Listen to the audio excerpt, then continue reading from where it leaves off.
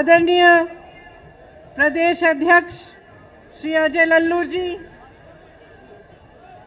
आराधना मिश्रा जी,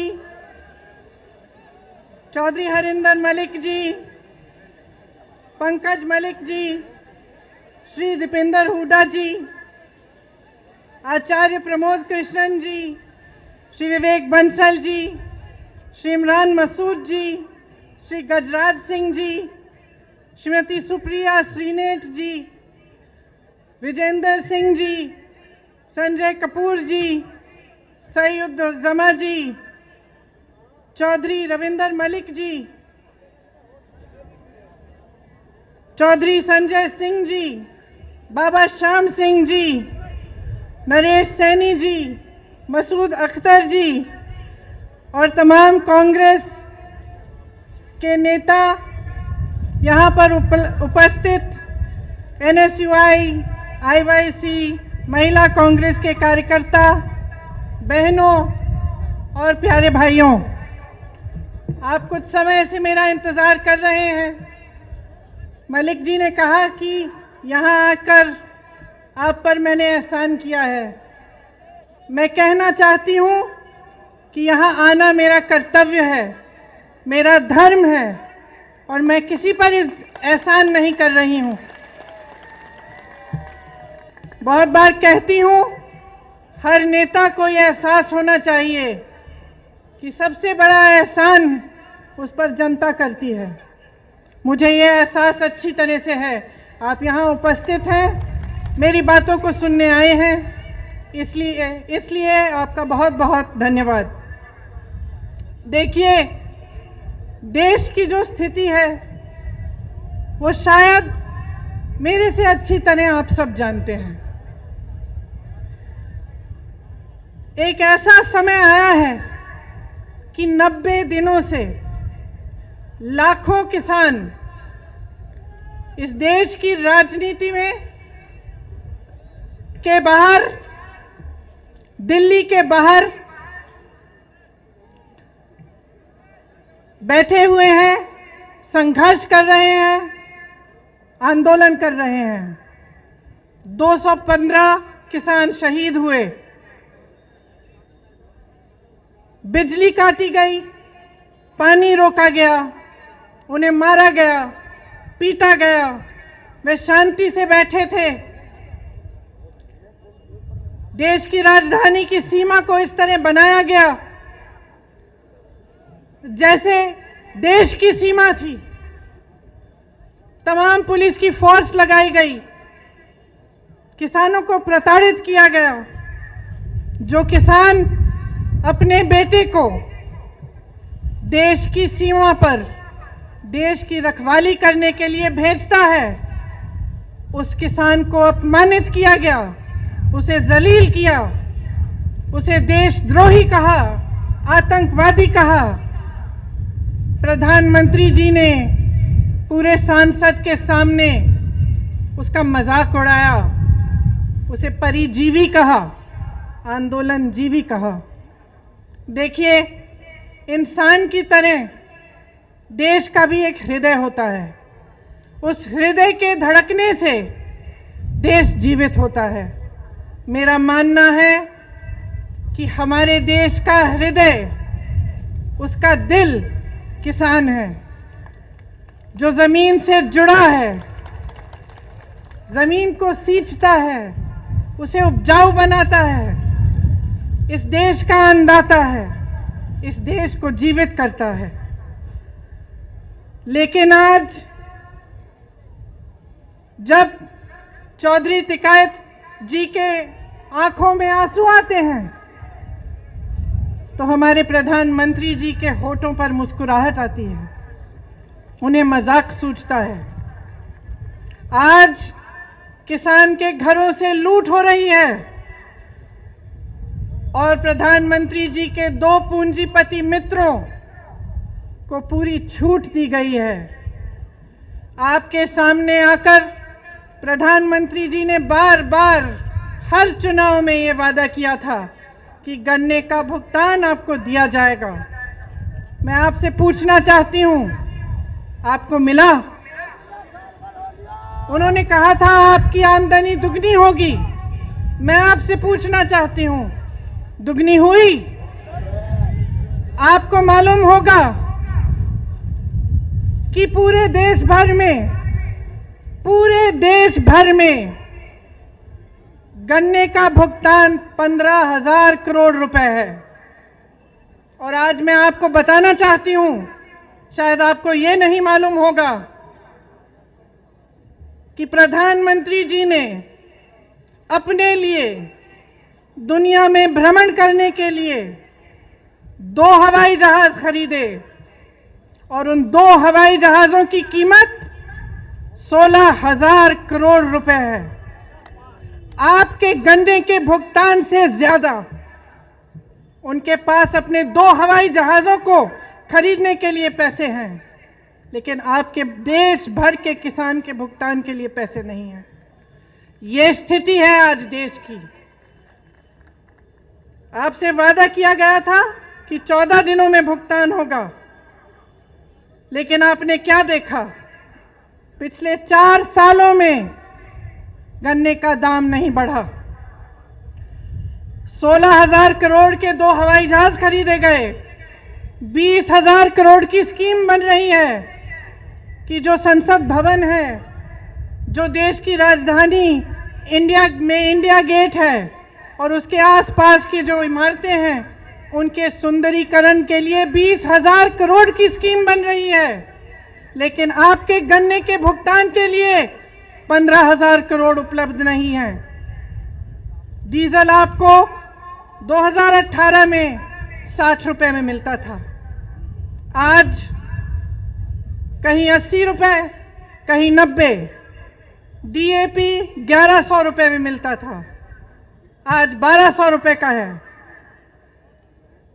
बिजली के बिल बढ़ते चले जा रहे हैं, गैस सिलेंडरों की कीमत बढ़ती चली जा रही है, मगर आपके गन्ने के दाम आपको नहीं मिल रहे हैं, वो वहीं का वहीं है। मैं कुछ दिनों पहले बिजनौर गई, कुछ किसानों ने मुझे पर्चियां दिखाई। शायद उसी दिन जो नया दाम है वो जारी किया गया था, उससे पहले की पर्चियां दिखाई, उस पे 000 लिखा था। आपको मालूम होगा कि भाजपा सरकार ने पिछले साल डीजल पे जो टैक्स लगाई, उससे 3.5 लाख करोड़ रुपए कमाए। मैं पूछना चाहती हूं, कहां गए वो रुपए? 2014 से अब तक मोदी सरकार ने पेट्रोल डीजल पर टैक्स बढ़ाकर, आपको मालूम नहीं होगा, 21,50,000 रुपए कमाए। मैं पूछना चाहती हूं, कहां गया वो पैसा जिसका हक है, जो दिन रात इस देश के लिए काम करता है, जो अपने पसीने से, अपने खून से इस देश को सींचता है?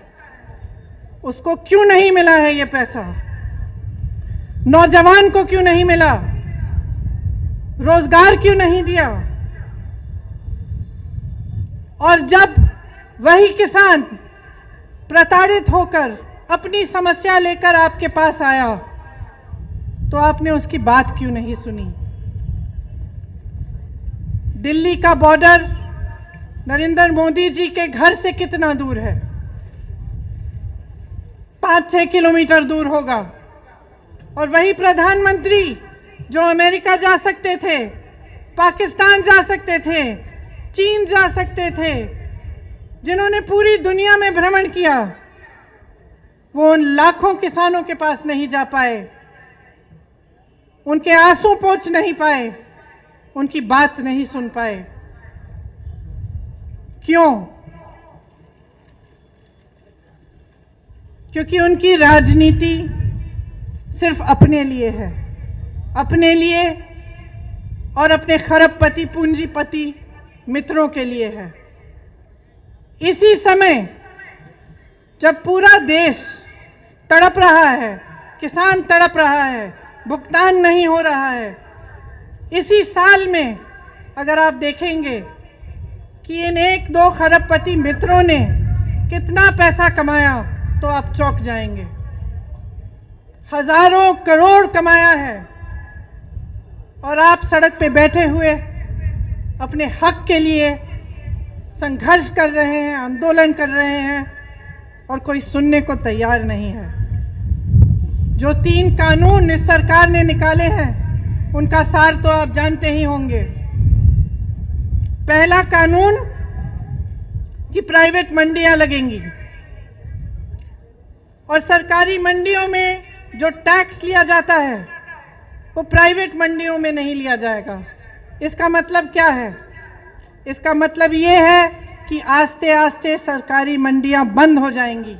और आप सब जानते हैं कि सरकारी मंडियों की खासियत ये है कि आपको न्यूनतम समर्थन मूल्य मिलता है, कि कोई भी कहीं से भी आकर आपको ये नहीं कह सकता कि आपको कम दाम पे आपसे खरीदेगा। प्राइवेट मंडियों के खुलने से और उनको मजबूत बनाने से क्या होगा? बड़े बड़े खरबपतियों की मनमानी होगी। जो दाम चाहते हैं वही देंगे, जब खरीदना चाहते हैं तभी खरीदेंगे, जब बेचना चाहते हैं तभी बेचेंगे। दूसरे कानून में लिखा है कि कॉन्ट्रैक्ट फार्मिंग होगी। कॉन्ट्रैक्ट फार्मिंग का क्या मतलब है? इसका मतलब है कि आपके गांव में, आपके जिले में आकर बड़े बड़े खरबपति आपके साथ एक सौदा कर सकते हैं कि देखिए आप 10 लोग हैं, आप हमारे लिए गन्ना उगाइए, जब गन्ना उग जाएगा हम आपको इसके लिए 500 रुपए देंगे। लेकिन जब आप उसको उगाएंगे तो अगर उस खरबपति का मन हो तो वो आपसे कह सकता है कि ना मैं आपको 500 रुपए दूंगा और ना मैं आपका गन्ना चाहता हूं। उसको कहने की अनुमति है, वो कुछ भी कर सकता है। क्यों? क्योंकि इस कानून के तहत आपकी कोई सुनवाई नहीं है। अगर आप अदालत में जाना चाहेंगे, उसकी शिकायत करना चाहेंगे, तो आप सिर्फ एसडीएम के पास जा सकते हैं और उनके ऊपर जो एक अधिकारी है उनके पास जा सकते हैं, लेकिन आप अदालत नहीं जा सकते। आप अपने हक के लिए लड़ नहीं सकते। ये लिखा है उस कानून में।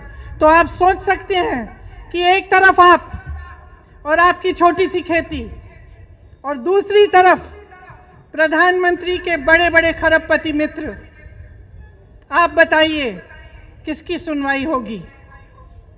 ये जो नए कानून बनाए गए हैं, इन कानूनों के तहत न्यूनतम समर्थन मूल्य खत्म होगा, सरकारी मंडियां खत्म होगी, आपके हक खत्म होंगे। और जिस तरह से इन्होंने इस पूरे देश को अपने 2-3 मित्रों को बेचा है, उस तरह आपको, आपकी जमीन को, आपकी कमाई को, ये अपने मित्रों को, अपने खरबपति मित्रों को बेचना चाह रहे हैं। तो ध्यान रखिए और आप जागरूक हैं। मैं जानती हूं आप कितना संघर्ष कर रहे हैं। जैसे पंकज जी ने कहा, सिर्फ पूरा देश नहीं, पूरी दुनिया देख रही है। और कभी कभी लगता है कि हमारे प्रधानमंत्री जी जैसे पुरानी कहानियों में अहंकारी राजा होते थे, जो जैसे जैसे उनकी सत्ता बढ़ती चली जा रही थी वो अपने महल में बंद हो जा रहे थे। लोग उनके सामने सच्चाई कहने से डरने लगे, उनके सामने गिड़गिड़ाने लगे, उनका अहंकार बढ़ने लगा।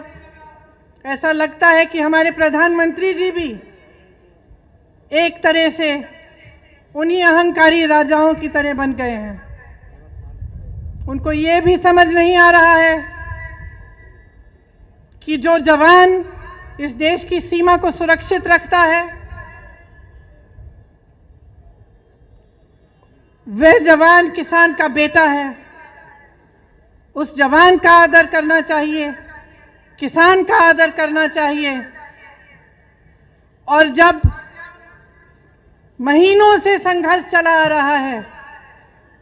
वही देशवासी जिसने प्रधानमंत्री को सत्ता दी, जिसने उन्हें प्रधानमंत्री बनाया, उन्हें समझ में नहीं आ रहा है कि उनकी सुनवाई होनी चाहिए, कि आपसे बातचीत होनी चाहिए। वो कहते हैं कि ये कानून आपके लिए बना है, किसानों के लिए बना है। तो क्या वो बता सकते हैं कि किस किसान ने बनाया, किस किसान से बात की?